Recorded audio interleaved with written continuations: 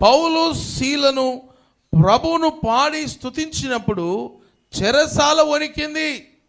ఈరోజు నేను స్తుతించినప్పుడు, దేవుని ఆరాధించినప్పుడు మనం వణకవద్దు, సమస్య వణకాలి.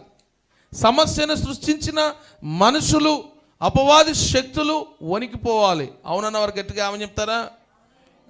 ప్రభువా, బ్రదరు నేను స్తుతిస్తే నాలోనే ఉద్యోగం రాదు, ఇక అపవాదులు ఏమవుతుంది కదా, నాలోనే రాదు ఉద్యోగం, ఇంకా అపవాదులు ఏమవుతుంది? ఆదివారం రావడమే కష్టం నాకు, ఇంకా నేనే అపవాదిని ఎలా తరిమి కొడతా?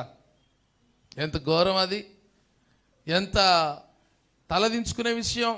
2023 సంవత్సరంలో జరిగిన అటువంటి కార్యాలు మరలా మన జీవితంలో దేవుని మందిరానికి రాకుండా ఉండే పరిస్థితులు మన జీవితంలో ఉండవద్దు.